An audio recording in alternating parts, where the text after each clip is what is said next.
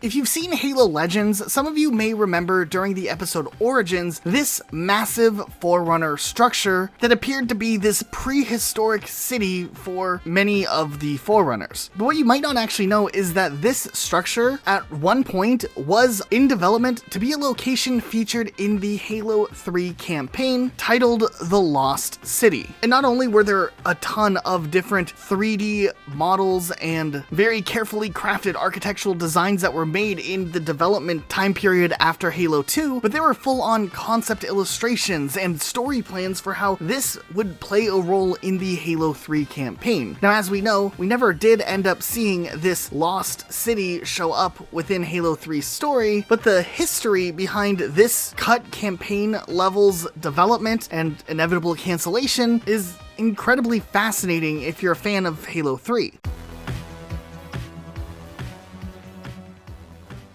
So we have in the past talked a little bit about this cut campaign level, but we never really went into detail to the interesting and unique development that this structure / cut level ended up going through. Now, of course, the most popular name for this campaign level was quote-unquote the Lost City. However, internally, it did seem to have a couple of other working names that probably were just project names that they used at Bungie. Occasionally, it was referred to as Forerunner Condo, and designer Vic DeLeon called it Cuesta Verde. Thanks to Halopedia for all of these very obscure notes about this cut level and what Vic DeLeon called this structure. Now, interestingly enough, Cuesta Verde is actually a suburban neighborhood located in California, which is where the events of the popular Poltergeist movies take place, or at least started. So maybe at different points in development, the ideas and the lore behind this structure were varied a little bit, whether it was more supposed to be a condominium for Forerunners, or maybe a little suburbia for the Forerunners. Either way, there were some interesting working titles for the Lost City. Now, beyond just the memes of a Forerunner condominium, this amazing design idea actually has a little bit of significance within the Halo universe. Paul Russell, who was an environmental artist for Combat Evolved, Halo 2, 3, ODST, and Reach, and is often said to be the guy who came up with the concept of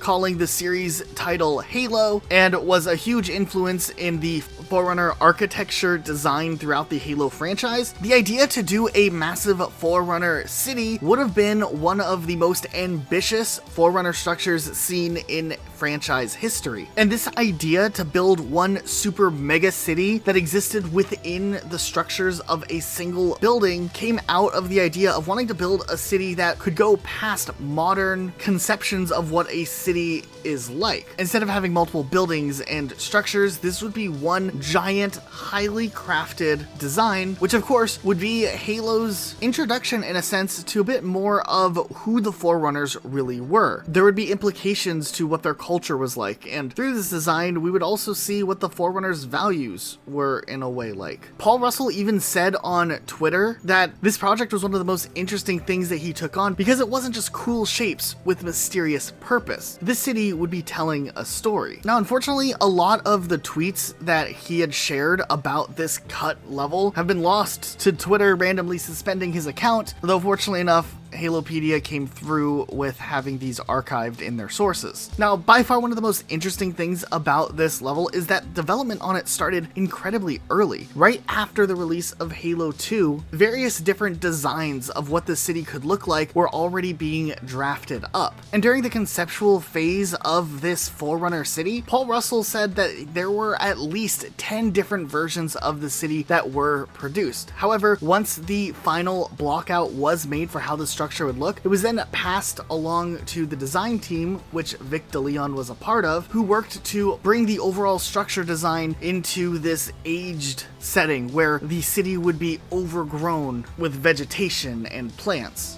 He also worked on lighting and other details during this time, and there are images that have been released showing to an extent what this city would have looked like in the Halo 3 level, which probably would have featured Master Chief visiting this abandoned city millennia after the Forerunners actually walked the city. As development on this city continued, other team members at Bungie started getting assigned to the project as well. One of them, Dan Miller, who's helped us out so many times on clarifying development mysteries cities around the Bungie universe, and it really seemed like this level was starting to come together, at least in the very early stages of Halo 3. Now mind you, these images that we just looked at came from a build of the Halo engine that was much more evolved than the Halo 2 engine, but not quite the engine we saw in Halo 3 from around 2005, showing that there was a lot of detail of what this level would look like, though it still was early enough where inevitably this level did end up getting cut. However, as the earliest stages of this level were being formed, it seemed like there was a fiction being developed around the Lost City that, canonically speaking, the city would have served as a housing complex for Forerunner scientists living on a Halo ring, and some have speculated that it could have even been the librarian's team.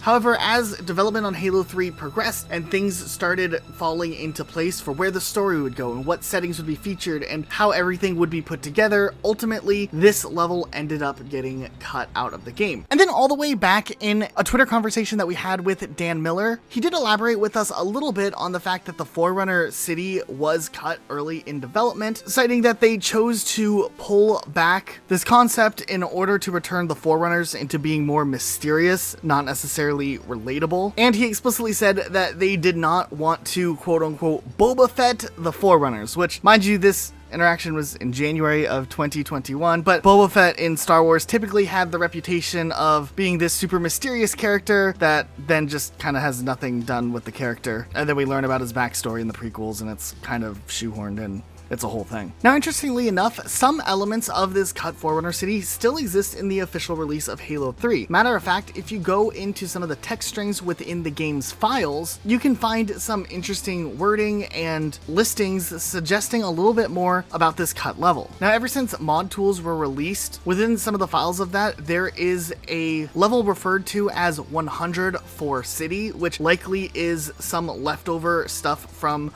where this mission would have originally played out in the campaign. However, it seems like when this level was scrapped, any concepts or ideas that were salvaged and used in the actual campaign were likely transferred over to the campaign level, the Covenant. Mind you, the Covenant, which in the files is known as 100 Citadel, sharing the same numeric tag at the beginning of the file name, is worth noting. However, also there's another cut level called 090 Alpine, which has concept art for it, which highly resembles the early part of the level, the Covenant, and also a little bit of the end of the level. Now, we did talk about this in our video on the Guardian Forest, another cut Halo 3 level, which has the tag designation as 080 Forest, and we do know that there was a Hornet flying section that was scrapped and later reused and reincorporated in the level the Covenant. So it's very likely that Forerunner City, Alpine, which was kind of the setting for the Covenant, and Guardian Forest all had elements brought together and combined into the massive level that the Covenant is, and that's why the designation in the level listing is 100 Citadel and not 100 for City. This also makes sense if you look at the listing of campaign levels. There was a lot of behind the scenes stuff with Halo 3 suggesting there was a cut level that would have taken place either during or after Floodgate, which probably had the tag designation 060, and then it just jumps from 070 straight to 100 Citadel, which is the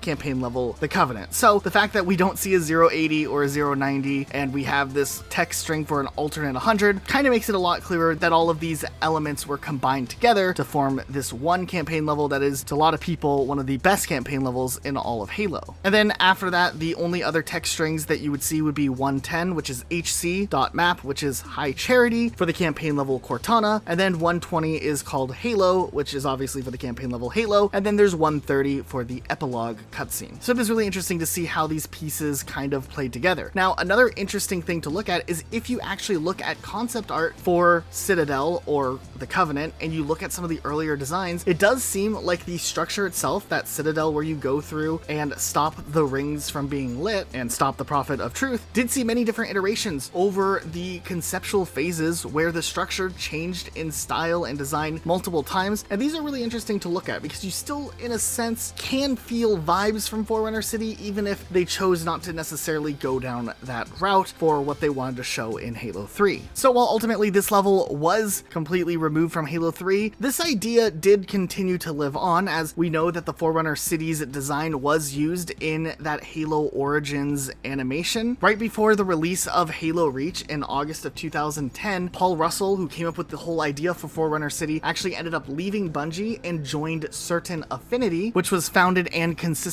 of many former Bungie employees. And while Paul Russell did end up leaving Certain Affinity to start his own company about a year after starting at Certain Affinity, Forerunner City did pop up one more time more recently, which does have a lot of us questioning as to whether or not Paul Russell did try in one way or another to bring this idea of a city back, though this is complete speculation at this point. But last year in 2021, a development build of Halo 4 was leaked online, and in that build there were a ton of level tags and files containing partially developed and conceptual maps for the release of Halo 4. Now, a lot of the maps that are featured in this build of Halo 4 come from a contracted company known as Digital Extremes, who were to help in the production of various DLC map packs. However, some of the maps included in this build of the game were cut Certain Affinity maps who also worked on the Halo 4 multiplayer maps as well. And amongst these files, there was one level called CA City that had the name Forerunner City, which was a map designed by Certain Affinity, and we don't know who worked on the map, what the idea of the map was, or any real details. We can't help but to wonder, since this development would have lined up with the same time that Paul Russell was working at Certain Affinity, if this idea maybe got brought up again and some of the team started working on a potential map. But there's very little information about this, and Unseen Halo actually was able to make this map playable in a very early